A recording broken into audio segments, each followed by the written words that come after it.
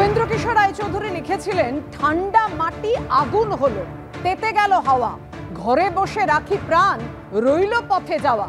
কার্যত তেমনই জোগাড় হয়েছে, বাইরে বেরোনো যাচ্ছে না, এতটাই তীব্র তাপপ্রবাহ। কিন্তু এই অবস্থায় অসহ্য গরমে যখন নাজেহাল দক্ষিণবঙ্গ, কলকাতা পুড়ছে, তাপপ্রবাহে হিটস্ট্রোকের ঝুঁকি বাড়ছে, ঠিক ওয়েদার অফিস কি বলছে, আবহাওয়া অফিস কি বলছে, সরাসরি কথা বলবো। আমাদের সঙ্গে রয়েছেন আমাদের প্রতিনিধি ঝিলম করঞ্জাই। ঝিলম, জানাও আমাদের এই অস্বস্তি, এই গরম কতদিন আমাদের আর সহ্য করতে হবে, কি বলছে আবহাওয়া দপ্তর? আবহাওয়া দপ্তর যেটা জানাচ্ছে যে আগামী 4 দিন এই পরিস্থিতি চলবে। দক্ষিণবঙ্গে এরকম পরিস্থিতি 4 দিন অন্তত ন্যূনতম চলবে। আজ কাল পশ্চিমের 6টা জেলাতে চরম তীব্র তাপপ্রবাহের সতর্কতা। এছাড়া কলকাতা এবং দক্ষিণবঙ্গের অন্যান্য জেলাতেও তীব্র তাপপ্রবাহের সতর্কতা দেওয়া হয়েছে। তাপমাত্রা কিছুটা কমতে শুরু করবে পরশু দিন থেকে, অর্থাৎ কাল পরশু তার পরের দিন থেকে কমতে শুরু করবে। এবং এই যে তাপমাত্রা কমার যে প্রবাহ, সেটা আস্তে আস্তে বৃষ্টি যখন হবে 5 তারিখ নাগাদ, 6 তারিখ নাগাদ, তখন আরও কমবে। তবে উত্তরবঙ্গে যে পরিস্থিতি, আজকে থেকেই তাপমাত্রা কিছুটা করে কমা শুরু করেছে বলে তারা ইঙ্গিত দিয়েছেন। এবং তাদের বক্তব্য, উত্তরবঙ্গের যে একদম ওপরের 5টা জেলাতে, সেখানে ইতিমধ্যে উত্তরে হাওয়া শুরু করেছে ঢোকা, এবং সেই হাওয়া ঢোকার জন্যে সেখান থেকে তাপমাত্রা কিছুটা কমছে। তবে দক্ষিণবঙ্গে এই যে প্রচণ্ড তাপপ্রবাহ, সেটা কিন্তু চলবে। বৃষ্টির কোনো সম্ভাবনা এই মুহূর্তে নেই। আগামী 5 তারিখে সামান্য বৃষ্টি হতে পারে, তবে তারপরে 6-7 তারিখ নাগাদ বৃষ্টির পরিমাণ বাড়তে পারে, এবং সেটাও বিক্ষিপ্তভাবে হবে প্রথম দিকে। পরবর্তীকালে 7 তারিখের পর থেকে 7 তারিখ নাগাদ, এপ্রিলের মাঝামাঝি থেকে যে তীব্র তাপপ্রবাহ আমাদের সইতে হচ্ছে, সেই তাপপ্রবাহ আরো চলবে 4-5 দিন। কোনো স্বস্তির খবর এই মুহূর্তে নেই। বুঝতেই পারছেন কতটা অসহ্য, কতটা প্রাণান্তকর অবস্থা। এই মুহূর্তে তোমায় ধন্যবাদ ঝিলম। আমরা কথা বলবো, কারণ এই অসহ্য গরমে যখন দক্ষিণবঙ্গ পুড়ছে, তাপপ্রবাহে হিটস্ট্রোকের ঝুঁকি বাড়ছে, তখন চিকিৎসকরা কি পরামর্শ দিচ্ছেন সেই বিষয় নিয়ে আমরা কথা বলবো। আমাদের সঙ্গে এই মুহূর্তে স্টুডিওতে 2 চিকিৎসক রয়েছেন, ডক্টর জয়দেব রায়, ডক্টর অজয় কৃষ্ণ সরকার, এবং পরিবেশবিদ সুভাষ দত্ত আমাদের সঙ্গে রয়েছেন। আমরা আলোচনায় আসবো। প্রথমেই আমি ডক্টর জয়দেব রায়ের কাছে আসবো। ডক্টর রায়, সব থেকে কঠিন অবস্থা তো ছোটদের, যতই অনলাইনে তাদের ক্লাস করতে হোক না কেন। অনেক স্কুলে এখনো সকালবেলায়, সকালের দিকে ক্লাস হচ্ছে, বা বাড়িতেও যদি থাকে, রীতিমতো জানলা দিয়ে সেই হিট আসছে, লু আসছে। কি করবে এই মুহূর্তে ছোটরা, এবং বাড়ির বড়রাই বা তাদের জন্য কি পরামর্শ দেবেন, অর্থাৎ গার্ডিয়ানদের জন্য? প্রথম হচ্ছে, এখন শিশুরা অনেকে কিন্তু জ্বর নিয়ে আমাদের কাছে আসছে। এই জ্বরের কারণটা বেশিরভাগ ক্ষেত্রেই কিন্তু এই তাপপ্রবাহের জন্য। জ্বর নিয়ে আসলেই কিন্তু সঙ্গে সঙ্গে অ্যান্টিবায়োটিকের কথা একদম ভাববেন না, ফ্লুইডের কথা ভাববেন, ঠান্ডা জায়গায় রাখবেন, ঘাড়মুক্ত অবস্থায় যদি থাকে সেটাকে খুলে দেবেন, বারবার তাদের স্পঞ্জিং করাবেন, দরকার হলে বাচ্চাদের 2-3 বার করে স্নান করাবেন, তাতে কিন্তু বাচ্চাদের ঠান্ডা লাগবে না। দ্বিতীয় যে ব্যাপারটা হলো, বাচ্চাদের কিন্তু পিপাসার্ত হতে দেবেন না। বাচ্চারা কিন্তু পিপাসা নিয়ে প্রথমে বলতে পারে না। বাচ্চারা যদি পিপাসার্ত হয়, তাহলে কিন্তু যত্রতত্র থেকে অপরিশুদ্ধ জল খাবে। সেই অপরিশুদ্ধ জল যদি খায়, তাহলে তাদের মধ্যে ডায়রিয়া দেখা যাবে। এখন কিন্তু আমরা অনেক ডায়রিয়া কেসও দেখতে পাচ্ছি। শুধু ডায়রিয়া নয়, আমাদের হসপিটালে অনেক হেপাটাইটিস এ পেশেন্টও ভর্তি আছে। সুতরাং জলবাহিত রোগের প্রভাবটা এ সময় আমরা অনেক বেশি পাচ্ছি। জলবাহিত রোগের জন্য ভ্যাকসিন আছে। বাচ্চাদের কিন্তু যাদের এই জলবাহিত রোগের প্রতিরোধী ভ্যাকসিন নেওয়া নেই, তাদের কিন্তু ভ্যাকসিনটা নিয়ে নিতে হবে।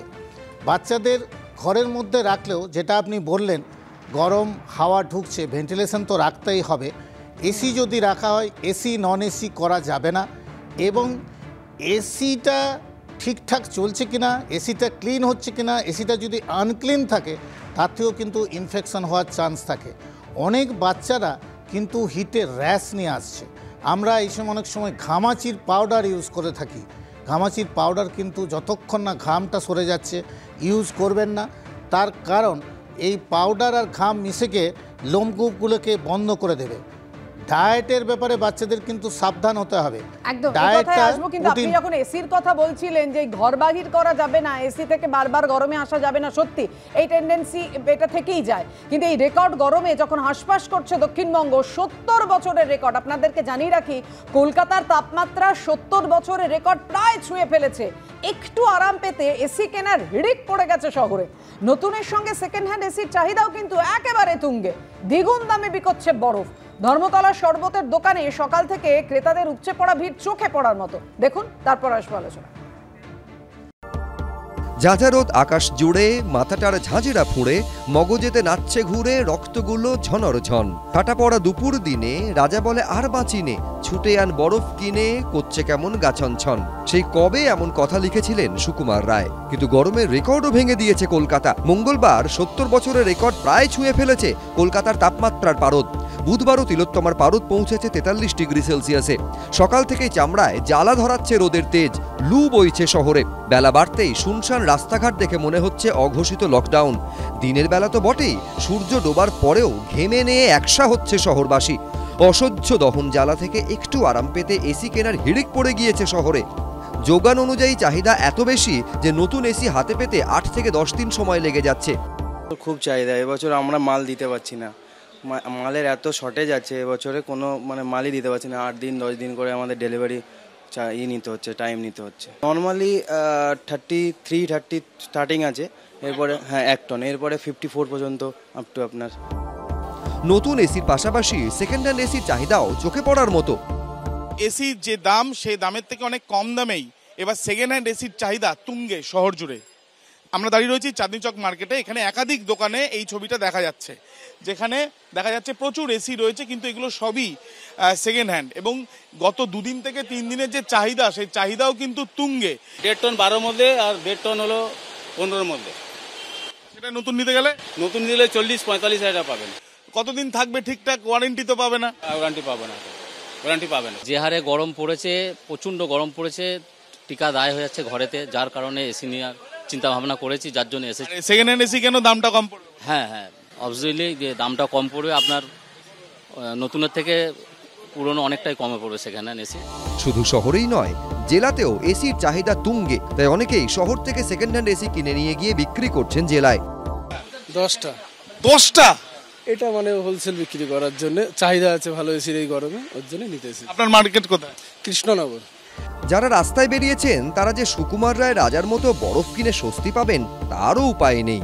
কারণ গ্রীষ্মের শহরে বরফ মহার্ঘ।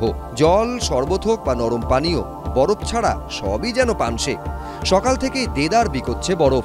চাহিদা অনুযায়ী যোগান দিতে হিমশিম খাচ্ছেন ক্রেতারা। 15 টাকার বরফ বিকোচ্ছে 30 টাকায়, কিন্তু চাহিদা অনুযায়ী যোগান দেওয়া যাচ্ছে না। अभी 25-30 रुपया ऐसे चलता है। 30 रुपया প্রচুর চাহিদা, তো দিয়ে শেষ করতে পারে। কোয়ালিটি ভালো, কোয়ালিটি মেনটেন করে।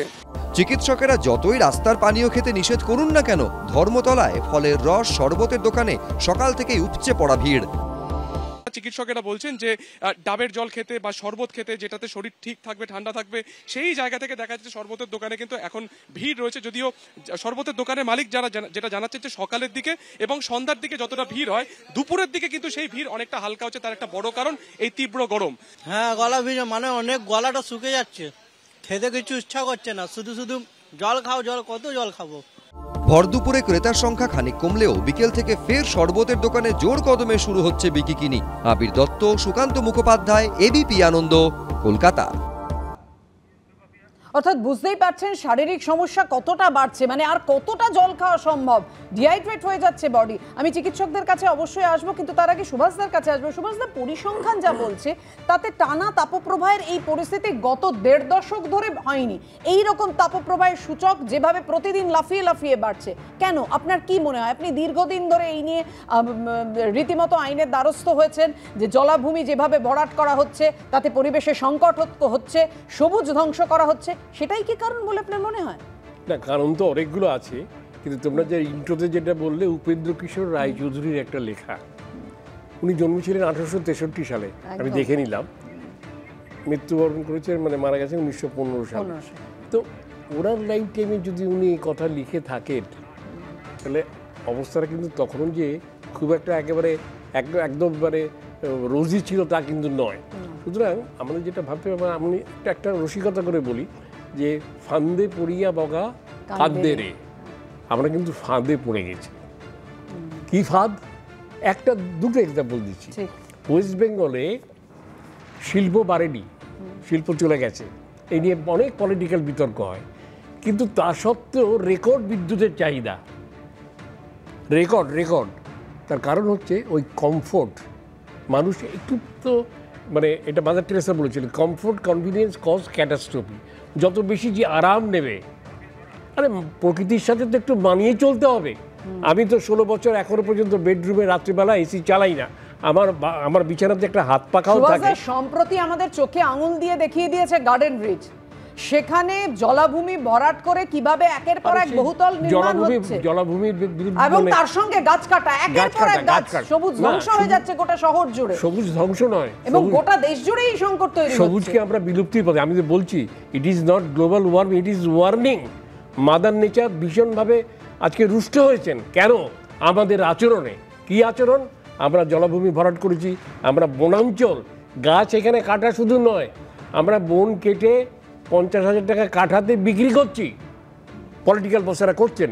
তো তাতে আমাদের যেভাবে ক্ষতি হচ্ছে একদিক, তারপরে মাটির নিচে জল, আজকে গঙ্গার জল কমে গেছে লেয়ার, এবং সেই জন্য কিন্তু জল সরবরাহটাও বিঘ্ন হচ্ছে, এবং মাটির নিচে জল 34 ফুট নেমে গেছে, এখন মধ্যে প্রায় 40 ফুট হবে।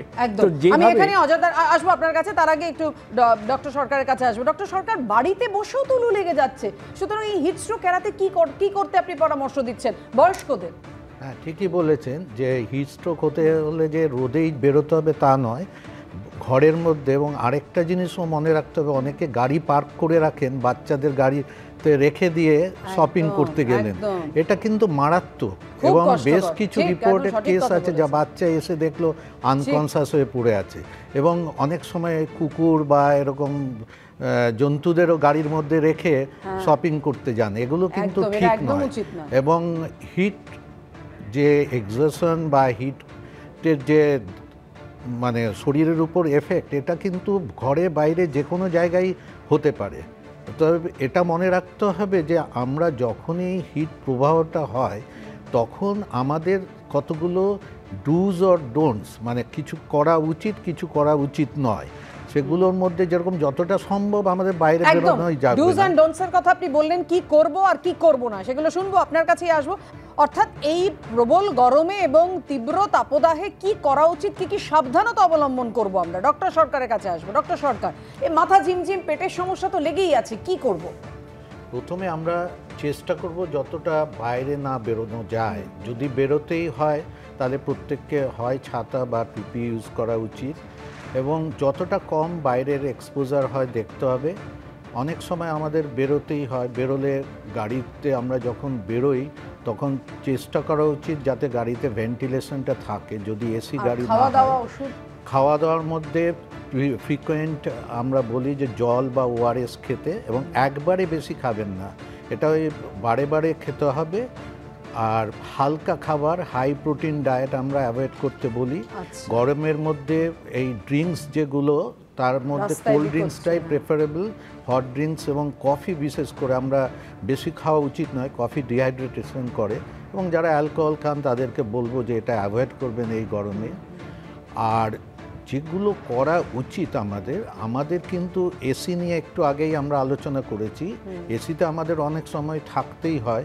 চেষ্টা করবেন যখন এসি থেকে একবারে বেরোবেন তাহলে এসিটা একটু আগে অফ করে দেবেন, অন্তত 10 মিনিট অফ করে টেম্পারেচারটা। অফিসে কাজ করে, অফিসে ব্যালেন্সের জায়গাটা কোথায় পাবে? প্রত্যেকটা, আমি অফিসে দেখেছি একটা অ্যান্টি রুম থাকে বা একটা ওপেন স্পেস থাকে যেখানে এসিটা নেই, সেই জায়গায় কিছুক্ষণ ওয়েট করুন, করে তারপরে বাইরে আসুন, যাতে ওই ভারসাম্যটা রাখা যায়। আমি শুনে নেব চিকিৎসক শ্যামাশিস বন্দ্যোপাধ্যায়, তিনি কি বলছেন, কি পরামর্শ দিচ্ছেন? কমব্যাট করার অনেকগুলো উপায়ের মধ্যে ফার্স্ট রাস্তা হচ্ছে যে ডাইরেক্ট এক্সপোজার টু সানলাইটটা অ্যাভয়েড করবেন। বয়স্ক এবং শিশুদের ক্ষেত্রে সেটা আরও বেশি সত্যি।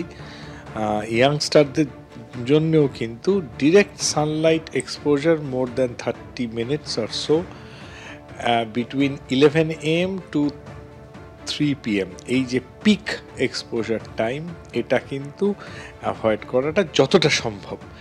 এবং যদি কোনো কারণে আপনাকে সানলাইটে আসতেও হয় ডাইরেক্ট সান এক্সপোজারে, চেষ্টা করবেন যত তাড়াতাড়ি আবার ছাওয়াতে ব্যাক করে আসা যায়। সবাইকে বলছি যে ছাতা, হ্যাট, টুপি, সানস্ক্রিন, আর কিছু না পারলে এক টুকরো কাপড় দিয়ে মাথা মুখটা যতটা সম্ভব শরীরকে ঢেকে রাখুন। আর সুতির কাপড় জামা ইউজ করুন, নাইলন নয়, হালকা রঙের কাপড় জামা ইউজ করুন। অর্থাৎ চিকিৎসকদের পরামর্শ মেনে চলুন, তবেই ভালো থাকবেন, সুস্থ থাকবেন। এই মুহূর্তের আলোচনা আমরা এখানেই শেষ করছি। সবাইকে ধন্যবাদ। একটু পরেই আপনারা দেখেছেন যে বড় খবরে আমরা নজর রেখেছিলাম, কুণাল ঘোষকে তৃণমূলের রাজ্য সাধারণ সম্পাদকের পদ থেকে সরিয়ে দেওয়া হয়েছে। কি প্রতিক্রিয়া কুণাল ঘোষের? ছক ভাঙা ছটায় দেখুন সুব্রজিতের সঙ্গে। চোখ রাখুন এবিপি আনন্দে।